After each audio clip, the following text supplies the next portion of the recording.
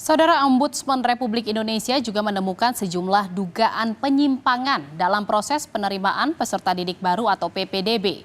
Selain di Bogor, kecurangan juga terjadi di Banten. Menurut Ombudsman Banten, ada sejumlah siswa yang diduga dipaksakan lolos dalam proses PPDB. Pemaksaan ini di bawah tekanan organisasi masyarakat atau ormas dan pejabat daerah untuk memenuhi kuota siswa. Hal ini terjadi karena pelaksanaan masing-masing daerah memiliki kebijakan sendiri. Dan saudara, selengkapnya kita telah terhubung dengan Ombudsman Provinsi Banten, ada Bapak Fadli Afriyadi. Selamat sore Pak Fadli. Terima kasih atas waktunya sudah menyempatkan untuk bisa berbincang di Indonesia Update sore hari ini. Pak Fadli, ada dugaan pelanggaran penyimpangan dalam proses atau PPDB di Provinsi Banten. Dapat dari mana nih Pak laporannya dan apa saja laporan yang diterima Ombudsman dalam PPDB di Banten sejauh ini? Oke, baik, terima kasih Mbak. Kita mendapatkan laporan dari masyarakat, ada memang beberapa kecurangan atau indikasi yang terjadi, seperti ada indikasi pungli ya, bahkan ada yang sudah memberikan DP kepada salah satu yang mengaku calo. Ini masih kita tindak lanjuti untuk melihat sejauh mana ini ke depan akan bergerak arah mana.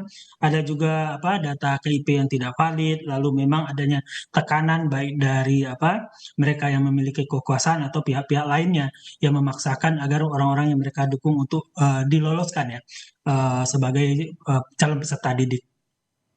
Pak Fadli, Anda tadi katakan ada pemaksaan dari pihak-pihak tertentu. Ini maksudnya siapa Pak? Pihak-pihaknya? Ada macam ya. Ada memang dari pejabat kah secara langsung atau tidak langsung, ataupun umpamanya dari LSM juga ya, yang mengupayakan agar orang yang mereka bawa untuk diterima ya. Tapi ini kan memang prosesnya masih bergerak Mbak ya.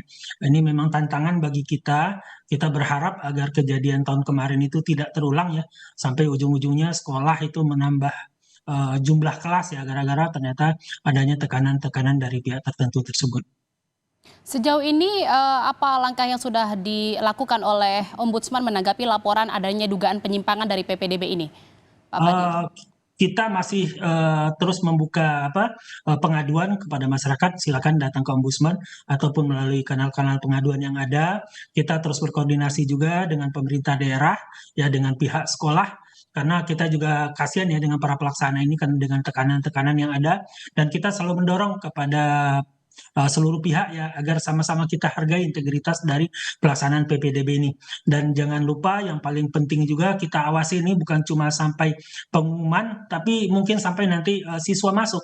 Karena yang juga rawan adalah setelah pengumuman siswa masuk, ternyata jumlah yang diterima ini melebihi dari jumlah yang awalnya diumumkan. Ya, jadi memang sampai saat ini masih ditelusuri dan terus diawasi oleh Ombudsman. Lalu bagaimana nih Pak, ini juga menjadi perhatian bagi orang tua yang mungkin merasakan keadaan atau kondisi yang sama. Bagaimana cara orang tua dari siswa ini dapat melaporkan kecurangan atau dugaan pelanggaran atau penyimpangan yang terjadi dalam proses PPDB ini Pak? Oke, kalau Ombudsman bisa melapor secara online ya, di websitenya Ombudsman, di media sosial, ataupun melalui WhatsApp kepada kami di 0813 kali 273737. Silakan dilaporkan jika ada kecurangan. Ada beberapa laporan yang memang masih kami tindak lanjuti, terutama kayak dugaan pungli ya, karena ini terkadang juga ada pihak-pihak yang mengaku bisa membantu, tapi ternyata itu hanya pengakuan semata. Makanya kita masih menunggu ini akan bergerak sampai sejauh mana. Biasanya itu akan terlihat nanti di saat pengumuman sudah muncul. Baik, terima kasih atas informasinya Pak Fadli Afriyadi, Ombudsman Provinsi Banten. Salam sehat, selamat bertugas kembali dan sukses terus untuk Bapak.